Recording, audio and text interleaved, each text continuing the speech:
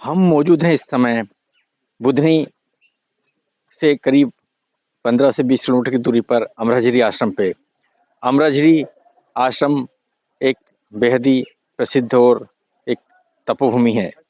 यहाँ पर टाटम्बरी बाबा ने बरसों तपस्या की और कई चमत्कार भी किए। उनके कई ऐसे चमत्कार हैं जो यहाँ पर आज भी मौजूद हैं। टाटम्बरी बाबा ने 2 वर्ष पहले शरीर त्याग दिया, वे ब्रह्मलीन हो गए, लेकिन उनका यह स्थान आज भी श्रद्धालुओं के लिए आस्था का केंद्र है। यहाँ पर बड़ी संख्या में हर दिन लोग आते हैं और अपनी मनोकामनाएं पूर्ण करते हैं। टाटम्बरी बाबा का इसी स्थान पर समाधि स्थल भी है, उनको यहीं पर समाधि दी गई थी। आप देख सकते हैं कि ऊपर समाधि स्थल पर निर्माण कार्य भी चल रहा है। यहाँ पर टाटम्बरी बाबा का की समाधि बनाई गई है, यहाँ पर उनको समाधि दी गई थी। अमराझिरी आश्रम सीहोर जिले के बुधनी नगर से करीब 15-20 किलोमीटर की दूरी पर अंदर जंगल में मौजूद है। ये एक बेहद ही प्रसिद्ध और साधु संतों की तपोभूमि का स्थान है। यहाँ के बारे में कहा जाता है कि जो भी यहाँ पर सच्चे मन से आता है उसकी सभी मनोकामनाएं पूर्ण होती है। हर दिन दूर दूर से लोग यहाँ पर आते हैं और आश्रम में आकर अपनी मनोकामनाएं पूर्ण करते हैं। आज भी यहाँ पर कई साधु संत महात्मा तप कर रहे हैं। सीहोर हलचल के लिए सुमित शर्मा के साथ अर्जुन सिंह पवार। हमारे साथ मौजूद है अमराझिरी के महंत त्यागी जी बाबा। हम उनसे जानेंगे कि जो आयोजन हो रहा है इसके पीछे क्या कारण है। बाबा, आज यहाँ पे भंडारा हो रहा है, ये किस उपलक्ष्य में यहाँ पे? ये गुरुजी की पुण्य तिथि का भंडारा है।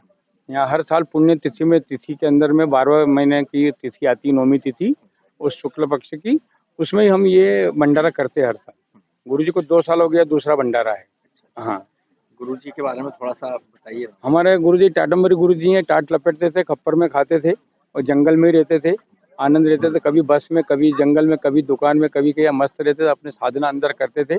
ये आलाउदल के गुरु अमरा गुरु का स्थान है और वहाँ नर्मदा मैया स्वयं प्रत्यक्ष हुई है, कुंड है उसका, और वहाँ पे वो भजन पूजन अपना करते थे और अपना अनुष्ठान करते थे। रामायण चलती थी, वहाँ रहते थे। हम आ गए कहीं से घूमते घूमते परिक्रमा में, तब से हम उनकी सेवा में हो गई। कितने सालों से यहाँ? मैं यहाँ 35 साल से हूँ।